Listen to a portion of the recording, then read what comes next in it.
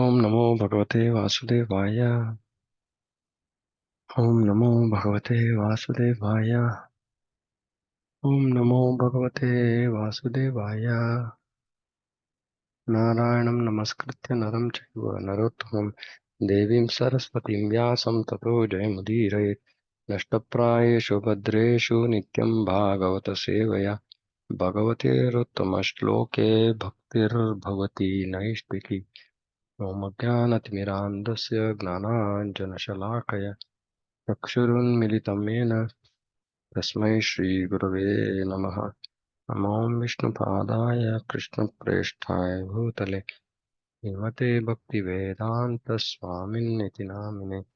नमस्ते सारस्वते देवे गौरवाणी प्रचारिणे निर्विशेष शून्यवादी पाश्चात्यदेशतारिणे। जय श्री कृष्ण चैतन्य प्रभु नित्यानंद श्री अद्वैत गदाधर शिवासादि गौरभक्तवृंद। हरे कृष्णा कृष्णा कृष्णा हरे हरे, हरे Ram Ram Ram Hare Hare.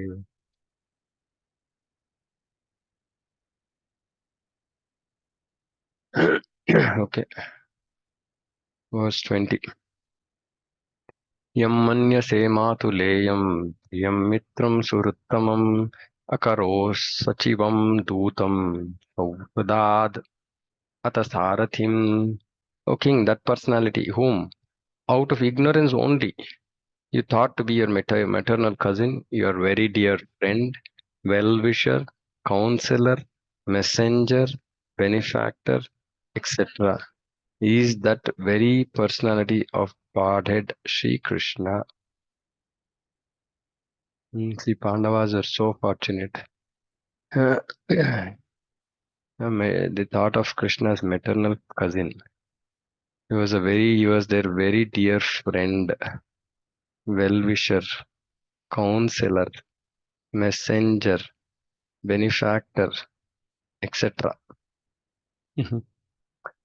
Lord Sri Krishna, although acting as a cousin, brother, friend, well-wisher, counselor, messenger, benefactor, etc., the Pandavas, was still the supreme personality of Godhead. That is why he's called Achyuta. Achyuta. He doesn't fall down from his supreme position in spite of whatever roles he plays. Out of his causeless mercy and favor upon his unalloyed devotees, he performs all kinds of service. But that does not mean that he has changed his position as the absolute person. To think of him as an ordinary man is the grossest type of ignorance. Yeah, so nice actually. Just look at this one statement. He performs all kinds of service. Krishna only is ready to perform all kinds of service for his devotee, dear devotee. So the dear devotee is also ready to perform all kinds of service. That is all. That is the standard of devotional service of a pure devotee, that he is ready to do anything. He is ready to do anything for the Lord, for the pleasure of the Lord. And he does it not grudgingly. Yeah, I've been asked to do, or I have to do this. This is a duty. He performs all kinds of service to the pleasure, for the pleasure of the Lord, with love, with affection. This is actually so nice, just see how Krishna is towards his devotees. Yesterday we were reading, how from Bhagavatam we have to understand the rasa and the bhakti rasa. So this is how Krishna deals with his devotees.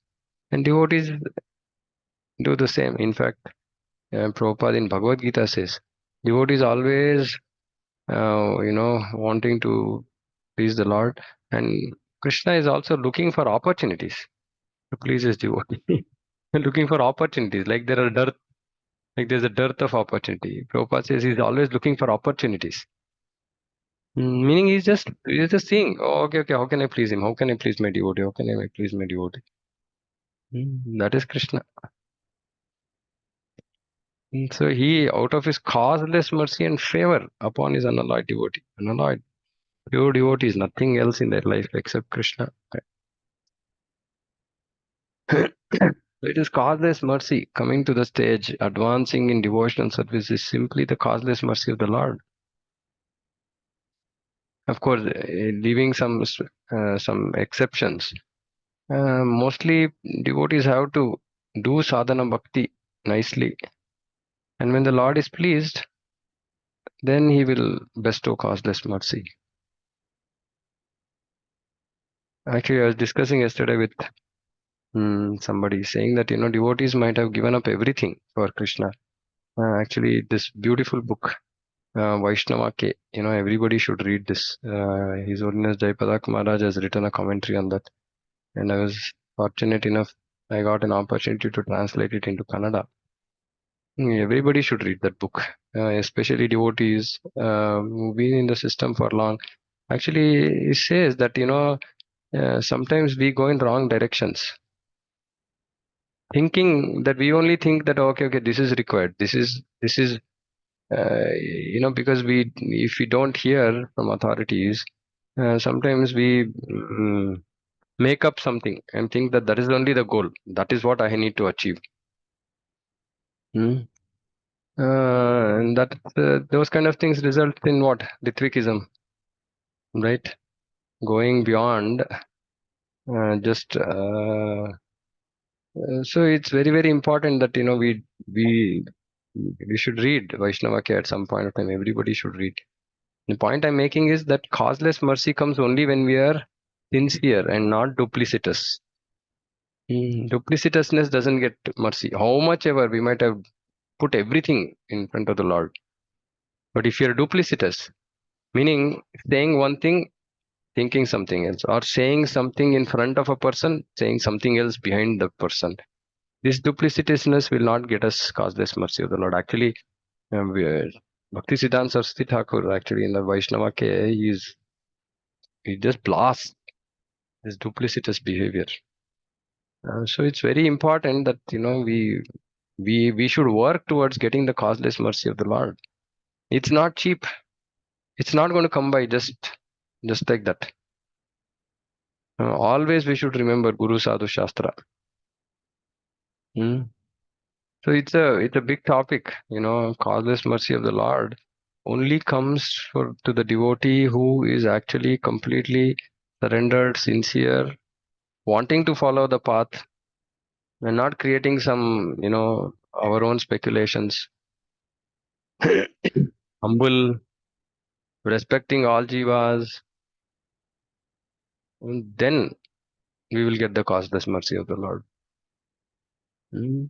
And when that causeless mercy, when Lord gives his causeless mercy, what is Prabhupada saying here? He performs all kinds of service for the devotee. That is Krishna's love towards his devotee, right? And Krishna is telling in Bhagavad Gita that he is the Suhridam, well-wisher, friend, Bhoktaram Agnatapasam Sarvalokamayesharam Suhridam Sarvabhutanam. So he's saying it's not just for the Pandavas. Krishna is actually our friend, well-wisher, counselor as Paramatma or through Shastra is counseling us. He is our benefactor. So it's not just for the Pandavas. But the life of Pandavas is so glorious. We think about our sufferings and we are, who wants to deal with all this? Such glorious jivas, Pandavas. Throughout their life, they suffered. Their presence, their Leela. Right? And obviously, they got the causeless mercy of Krishna. So he was performing all kinds of service for them. So simply, like, when we hear statements like this, we should get stuck. How can I get the causeless mercy of Krishna? Hmm? You heard this, yeah, causeless mercy, causeless mercy. But what does causeless mercy mean? So beautiful. I mean, these kind of verses, just bhakti bhava, this is what enhances our mood of devotion. When we hear things like how nicely, how sweetly, how dearly Krishna is reciprocating with his devotees. Verse 21. सर्वात्मनः समदृशो ह्यद्वयस्यानहङ्कृतेः तत्कृतं मतिवैषम्यं निरवध्यस्य न क्वचित्. Being the absolute person of Godhead, he is present in everyone's heart. He is equally kind to everyone and is free from the false ego of differentiation. Differentiation means that he doesn't differentiate high, low, good, bad, you know. Therefore, whatever he does is free from material inebriety. He is equibalanced. Because he is absolute, there's nothing different from him. Okay, this is one thing. He is absolute, meaning everything is him. So there's nothing different from him. But he is also different from everything else also. This is achintya beda beda. Right? But we should understand there's nothing which is different from him. Everything is sarvam khalvidam brahman. Everything is Brahma. Everything is his energy. He is Kaivalya. There's nothing except himself. Kevala Kaivalya. Nothing except himself. Everything and everyone is the manifestation of his energy, and thus he is present everywhere by his energy, being non-different from it. So when he's all pervading, he's not all pervading as he's not like Krishna himself is present everywhere. He's all pervading through his energy. But Krishna is there in Goloka Eva Nivasatya Kilatma Bhutu. The sun is identified with every inch of the sun rays and every molecular particle of the rays. Similarly, the Lord is distributed by his different energies. So here specifically is talking about Paramatma. He is Paramatma, the super soul present in everyone as the supreme guidance. And therefore, he is already the chariot driver and counsel of all living beings. But actually, in Bhagavad Gita, Prabhupada clarifies this that Paramatma guides to the extent of surrender of the jiva. Right? And pure devotee he completely controls his senses. For others, he's just Anumanta Upadrishta. So in one lecture I was hearing, His Holiness Bhakti Vikas Maharaj was saying that Paramatma doesn't interfere. He's just Anumanta Upadrishta. But Krishna interferes. Because Krishna, Supreme Lord, Bhagavan, he interferes. He is going to go because he doesn't have any boundaries. Like Paramatma has boundaries, as in because he's a role being played as well. He's present for everyone in everyone as a supreme guidance, but that guidance is for Hanumanta Upadrishta, meaning it. For example, if somebody Sachin Tendulkar wanted to become Sachin Tendulkar, now that guidance comes from Paramatma. Remembrance comes, intelligence comes, everything comes from Paramatma. But that is in line with whatever the Jiva wants. Paramatma is not interfering, saying that hey, don't go and fall into the well. If you want to go into the fall into the well, Paramatma will say, okay, this is the path you've been trying to find, or you've been wanting, you've been trying. So take this path. But Krishna interferes. Krishna interferes. Krishna will come and like we've been reading, right? Giving tribulations. Now all this is not Paramatma. This is all Krishna. Therefore, he is already the chariot driver and counsel of all living beings. When he therefore exhibits himself as chariot driver of Arjuna, there is no change in his exalted position. It is the power of devotional service only that demonstrates him as the chariot driver or messenger.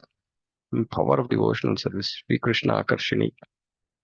Sri Krishna Akarshini. Bhakti attracts Krishna. And then Krishna is sold out to the devotee. Since he has nothing to do with material conception of life because his absolute spiritual identity, there is for him no superior or inferior action. No superior or inferior action because all that superior and inferior is just a material conception. To retain sanity in this material world, there is superior or inferior action. But for the Supreme Lord, he is above all this. Being the absolute person of God, he has no false ego. See, he has no false ego. And so he does not identify himself with anything different from him. There's no false ego, meaning we identify our body as different from our soul. Of course, many people don't even know that they are the soul, but when you come to know, we at least theoretically understand, okay, I am this body, I am this soul. I'm not this body, I'm this soul.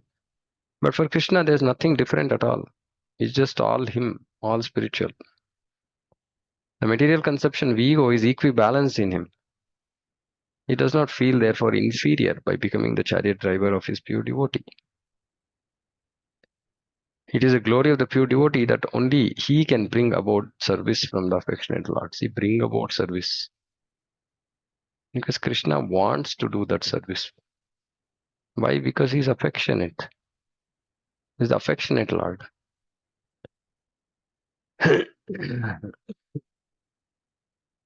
All of us actually hanker for this kind of, reciprocation with the Lord, isn't it? Is there anybody who doesn't want the Lord to be affectionate towards us? But we should understand, what is Lord's affection mean? What is Lord's affection mean? What does it mean? What does it mean? What does affection of the Lord mean actually? Anybody?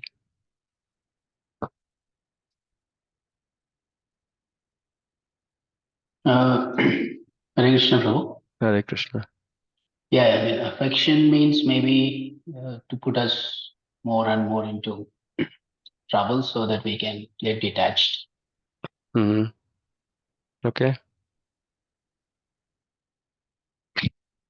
Any other thoughts?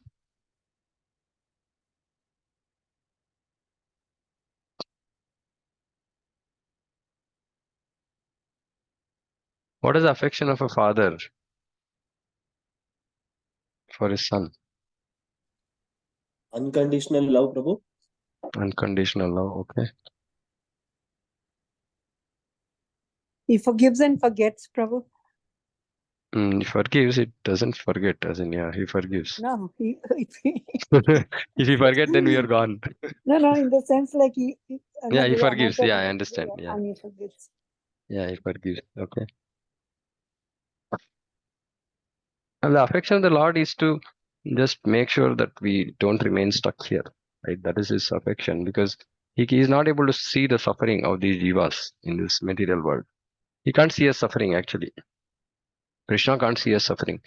He is Anumanta Upadrishta and all only as Paramatma. As Supreme Lord Krishna, he experiences pain. In among the different Leela avatars, right? Varaha. This one, when I read this, it's just it's so nice. Varaha avatar. Um, in Varaha avatar, Hiranyaksha is abusing, he's, berating Varaha, is saying, very harsh things. And actually, in that, Vyasadeva in Bhagavatam, it is said that actually Varaha Swami felt bad by what Hiranyakashipu was saying. When I read this first time, he's feeling bad. Krishna is feeling bad that one Asura is saying bad things about him. Uh, that means that Krishna is feeling pain and pleasure of what we do here.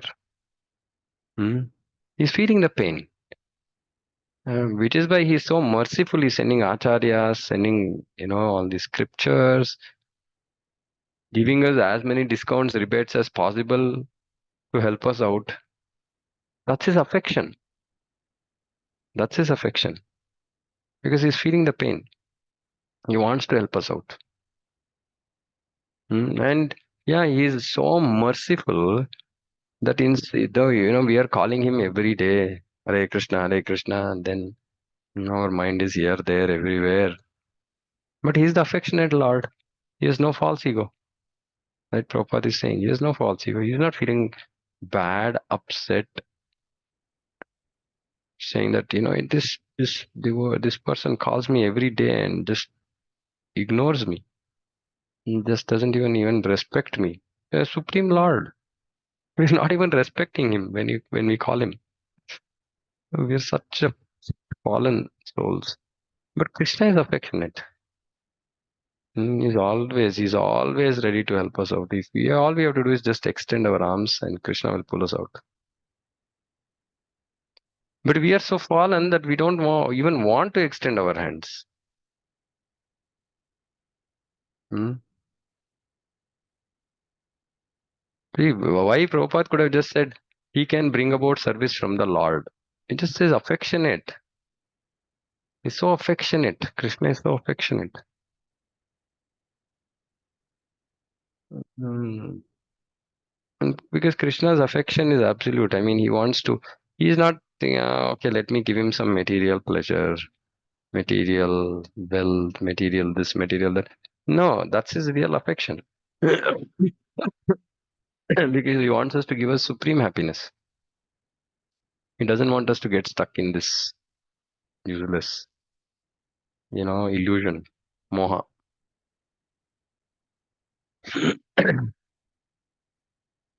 He's ready to help us in all ways possible. We have to just call out for help. That's all. Simple. Hmm. Okay, I keep saying this multiple times. Just call out to Krishna. Krishna, I'm yours. Please help me. Please pull me out. And then after that, that's it. He's pulling us out, and then sometimes we are suffering. Sometimes we are, there's no whatever it is. Krishna knows. No, okay. This devotee has given the reins of his life in my hand. Reins, REINS, meaning he's given his life in my hands. Now it's my responsibility, duty as an affectionate father to pull him out.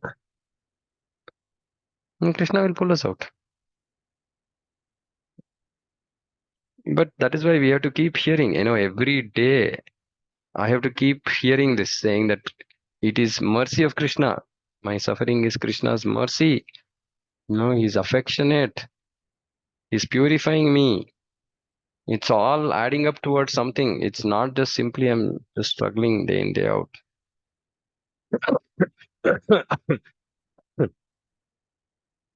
So we have to remember these things. And I was just telling, somebody in the morning today saying that, because if you have a healthy body, just use it. Use it in Krishna's service as much as possible. Uh, as much as we can speak about, I'm not this body, I'm spirit soul, body is still a vehicle. And this vehicle, when it becomes slightly old, right? 10 years, 20 years after we bought a vehicle, then it'll start crying. Something will happen, some other day, something else will happen. So better put everything behind in the, uh, when our health is in good condition, when we have uh, not material condition, as in the sense, we are always when everything else is going fine, we want to focus more on material things. Oh, okay, let me slog, let me struggle hard, let me put 10 more, few more hours of work. No, but actually that time should be used to put more effort to do bhakti, because then Krishna is saying, okay, he's putting all this effort, then he'll pull us out when we are actually suffering, struggling. So always we should remember, as Paramatma, um, we are connected to Krishna directly. Paramatma is playing a certain role. Yes, of course, we have to come to Paramatma in the sense that Brahma Bhuta Prasannatma. We have to come to that stage, but our relationship is directly with Krishna. Our relationship is directly with Krishna. In South India, many people say Krishna, but they call Krishna Paramatma. I say, like, why you are bringing Krishna, Krishna down to Paramatma? I say, you should say Krishna Bhagavan. Bhagavan Krishna, you should say, not Krishna Paramatma. Paramatma is limited role present within the material world. Of course, absolutely his role is important. But for us, Preman Janap Churita Bhakti Vilochanena Santa Sadaiva Hridayeshu Vilokayanti. What? Not Paramatma. Yam Shama Sundaram Achintya Gunaswarupam. So when Hanuman tore open his chest, what did he find? We didn't find Paramatma there. He didn't find Chaturbhuja, Vishnu Rupa there. What we found? We found Rama. This is Prema Anjana Churita. So for devotees, our connection is directly with Krishna. Yeah, Krishna through Paramatma will give us whatever intelligence, etc. Right? But somebody was asking me that, Prabhu, I think our problem in ISKCON is we are not surrendering to Paramatma. I said, we don't have to separately do anything for that. We have to simply surrender to Krishna. When you surrender to Krishna, every aspect of Krishna we surrender. Every aspect meaning every manifested form of Krishna we surrender automatically. You don't have to go about surrendering separately to Paramatma. Then we'll say we'll surrender to Brahman. Then we'll surrender to and then we will keep going on like other yoga paths. We just simply surrender to Krishna. That's all. Then automatically built in is Paramatma surrender, Brahman surrender, everything. And that Krishna is not passive observer. Paramatma is passive observer, Nanumanta Upadrushta. But Krishna is not passive because there's a relationship. So that is why these words, we should always, Prabhupada never has written affectionate Paramatma, for example. Right? Because it doesn't work that way. Paramatma has a role to play. Right? But the Lord is affectionate because he's a person. Swarat. So we should always remember Lord is affectionate. Okay, I think. Okay, we'll just finish this. तथापि एकान्तभक्तेषु पश्य भूपानुकम्पितं यन्मे सूंस्त्यजतः साक्षात् कृष्णो दर्शनम् आगतः. Yet despite his being equally kind to everyone, he has graciously come before me while I am ending my life, for I am his unflinching servitor. Actually, no, we'll do this tomorrow. Nice. This is the beginning of his. No, Bhishma is going to start. He's now pouring out his heart. What is his position of devotion? So we will do this tomorrow. You don't have to be in any hurry. Okay, so I'll stop here. Any comments?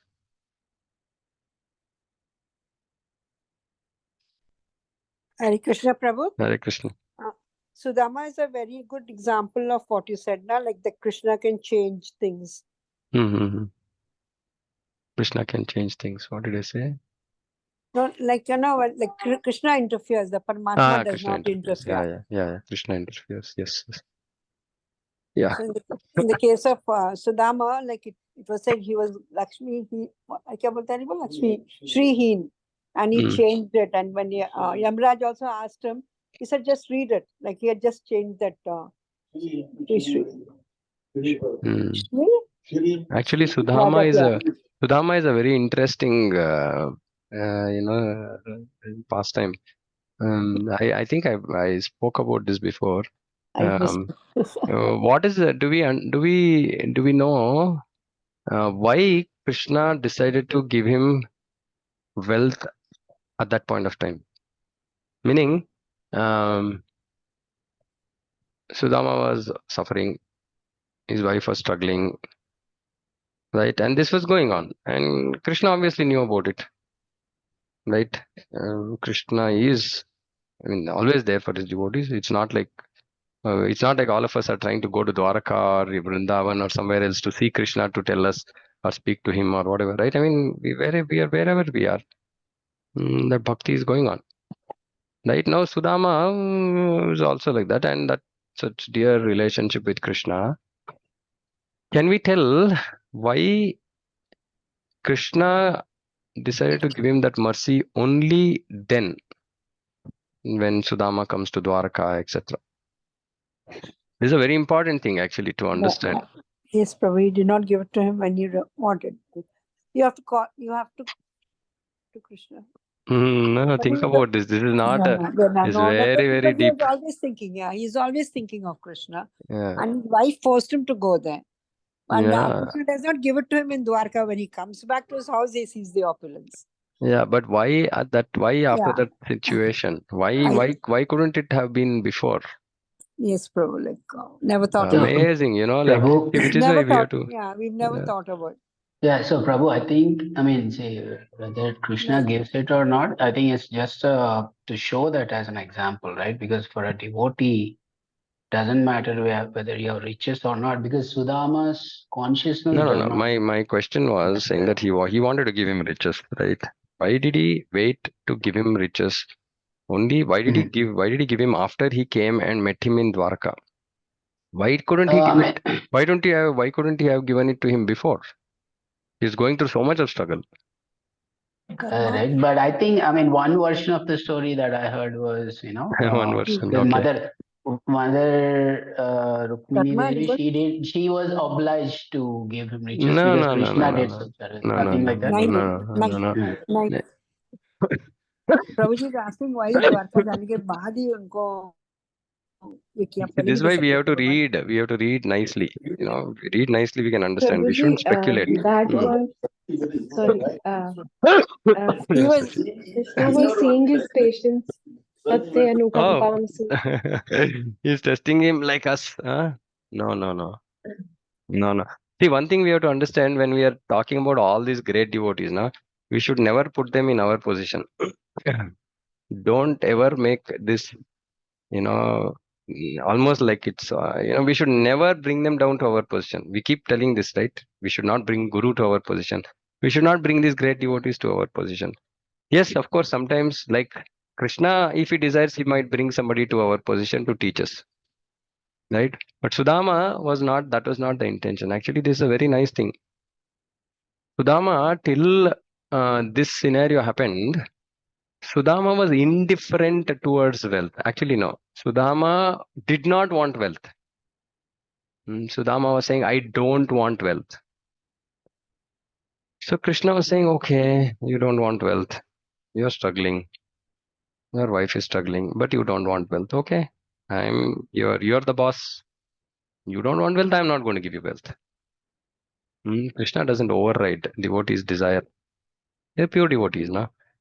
Now, what happened before this situation happened? When Sudama's wife was so much like pleading, and she was like really feeling bad that she was not able to serve her husband. She didn't have any other ulterior motive. His wife was just feeling, I'm not even able to feed. Actually, she's not thinking it is his responsibility to get something. And she's just thinking, no, he's such a great devotee. I'm not able to feed anything to him. I'm not able to give him anything. Such beautiful, mood. Hmm? Not blaming, right? Husband, you go and get some, it's your job. Go and get food. Not like that. She's just feeling, no. Oh, I am not able to serve my husband nicely. And this moved Sudama, and he thought, oh, my wife is, she's so chaste and she wants to serve me, and she's really feeling very bad. So then he thought he became indifferent towards wealth. He became indifferent towards wealth, like okay, like that. He moved from the state of I don't want wealth to okay, whatever Krishna wishes, like that, indifferent. And this is the opportunity that Krishna keeps looking for. Krishna just took this opportunity. Oh, Sudama has now become indifferent. Great. Now I'm going to give him all the opulence. Right? So this is such a, it's so many things we can learn from the Sudama pastime. We just simply Sorry, Sudama. Prabhu, can you explain this again? Like he didn't want wealth. That First, is he that did he's not want indifferent wealth. to. He's No. indifferent. First, he did not want wealth. As in, he said, "No, I don't want wealth." That is not indifference towards wealth. It is, I Okay. don't want wealth. And then he shows. Indifference meaning, ठीक है. I mean, Okay, आएगा like तो he आएगा, shows. नहीं तो. He shows that it's needed. No. He just becomes indifferent. Meaning he moves away from that extreme position of saying, "I don't want wealth," तो ठीक है, आएगा तो ठीक Okay. है. As in, I'm saying he moves, he becomes slightly softer, saying that ठीक है, okay, whatever. She's struggling so much. If she wants some this one for food or whatever, ठीक है, okay, fine. Krishna's desire like that. I mean, Chalta, he chalta. became a little bit softer on that. Softer. Saying no. First he was like, no, I don't want wealth. And Krishna said, okay, if you don't want wealth, then I can't give you anything. Here he said, okay, it's fine. If something has to be given, let it be given like that. Now he didn't say I want wealth. That is Fine. the other Yes, sir. extreme, right? He came Yes, somewhere in Prabhu. the middle saying, ठीक है, okay, जो भी, I mean, ठीक. देना है तो Okay. देना, let him give. If he wants to give, let him give, like that, right? Just that indifference was enough for Krishna. This is the beauty. See, just meditate on this pastime. And this I'm not speculating, right? Whatever I say, I don't speculate, because these are all very, very in-depth rasas, which is what I keep seeking when I'm reading. Our acharyas have revealed this, right? And this is the bhakti rasa. This is the bhakti rasa. Otherwise, it's just story. It's just something happened, right? And which is why I keep saying, read Bhagavatam, read Bhagavatam, read Bhagavatam. More and more we read Bhagavatam, we will come to this bhakti rasa. This is what we discussed yesterday's session was all about this. And this we have to understand. We have to come to the stage of extracting this rasa from Bhagavatam. Pibata Bhagavatam rasam alayam. It's rasamalaya, alaya of rasa, Bhagavata. And today for us it is dry. It's like driest. Open, keep Bhagavatam in front of us 10 minutes, we are dozing off. Yes, Prabhu. Exactly. Right? This is our rasa today. Why? Because our material rasa is like jumping up and down, is giving us so much of happiness. So we Yes. are stuck in that mundane rasa, right? But this bhakti rasa, when we start experiencing, just one pastime like this, right? And one insight into this love between the Lord and his devotee. I mean, it just inspires, right? Isn't it? I mean, don't you feel like inspired by just hearing this? Class of the devotee, right? Class of Sudama as a devotee, right? In spite of all that suffering, he didn't ask anything. And when he asked also, it was just indifference. And for whom? Not for himself. Just for the pleasure of his wife, who was also being chaste and following dharma and wanted to please her husband. So nowhere, no selfishness, right? Such great devotees, and then Supreme Lord, so much of love. And this is Bhakti Rasa.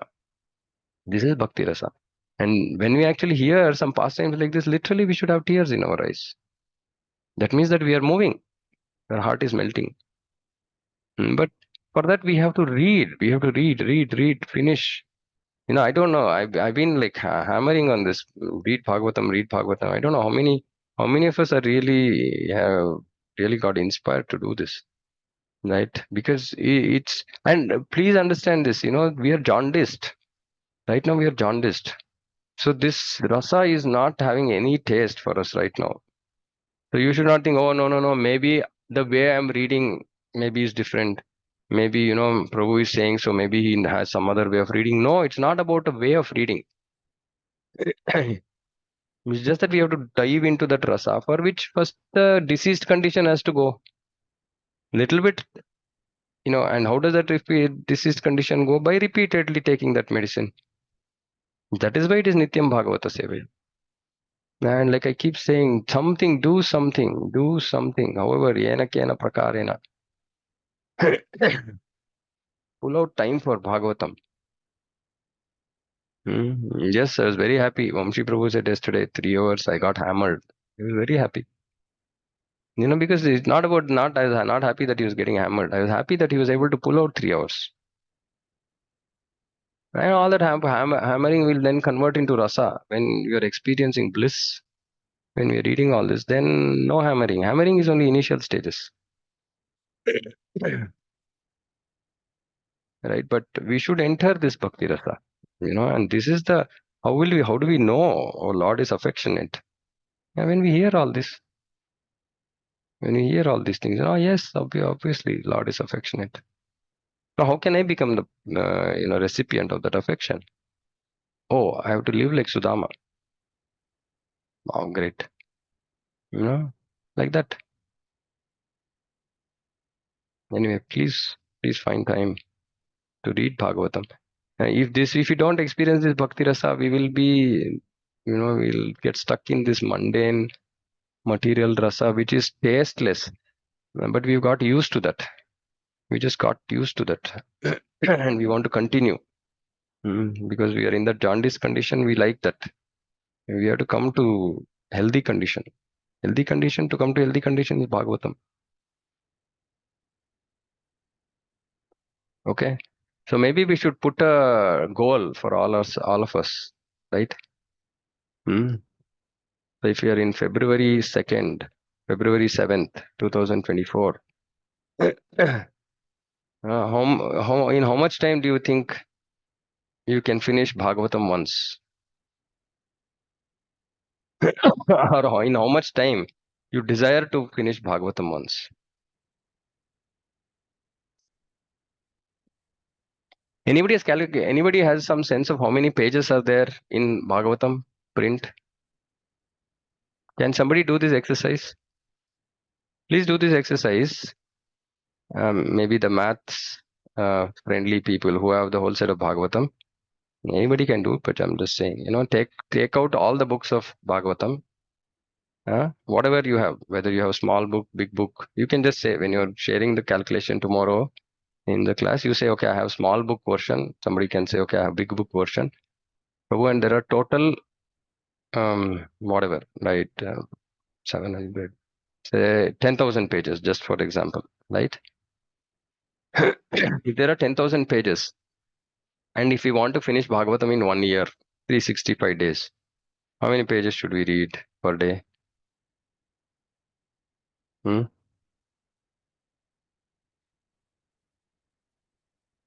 Simply 30 pages. Simply 30 pages if we read in a day. In 1 year, we'll finish Bhagavatam. If there are 10,000 pages. Right? I think it'll be lesser than that, I feel. But anyway, sometime before also I had done some calculation. It was also coming to about 30 pages. Prabhu, Right? in Kullugate, they have one devotee has calculated everything. He's calculated that if you read so many pages, you finish in this so many pages. Like I will say. He sent in WhatsApp also, but Hare Krishna Prabhuji. Yeah, Hare Krishna Prabhu. He sent earlier in WhatsApp, but my WhatsApp is cleaned actually. No, it's okay. It's a very simple thing. We can just do it. Somebody who has full Bhagavatam set and just open all the 10, 12 books that we have. Just take the number of pages, add all of them up, divide by 365. Yes, and if you read every day so many pages, then you'll finish in 6 months. Like that way, he pointed himself how many I was reading like this, and then I finished like this. So if you pay like that way, yes. Okay. Okay. Prabhuji, So, there is an app called Sage Page by Page, something like that. In that it is coming 41 pages per day of Bhagavatam to complete in 1 year. 41. I just checked it. Yes, I have that app and it is saying 41 okay. pages. Yeah, it's about 12,000 pages. So I just got it online. 12,000 pages. Yeah. So, yeah, which will be 40 pages then, because 10,000 I said is 27 pages. So if it's 12,000 divided by 365, yeah, it's roughly about 35 pages. Yeah, maybe 35, 40 pages per day. So you now decide, saying that 35 pages per day if you want to read. Right? You can finish in 1 year. One year. Hare Krishna Prabhu. Yeah. After retirement, I have started reading Bhagavatam. Within 9 months, I have completed 18 books of Telugu volume. Not English. Okay. Very nice. 9 months. Yeah. 9 months is amazing. So yeah, for maybe. After retirement only. No, we can do before retirement also. No issue. We have to do. We have to do. We can't. I will go to the office by morning 7 a.m. and come by No problem, 12. bro. That's fine. That's Yes. fine. I was just for youngsters, work has to go on. Bhakti also has to go on. So Yes, we have to figure out some way. I'm saying, if it is 40 pages per day, then you can finish in 1 year. So you read now and see suppose say somebody has 45 minutes and each of our reading speeds is different, right? So you read in 45 minutes and see, okay, maybe I'm covering 15 pages, which means I'm going to take 3 years, right?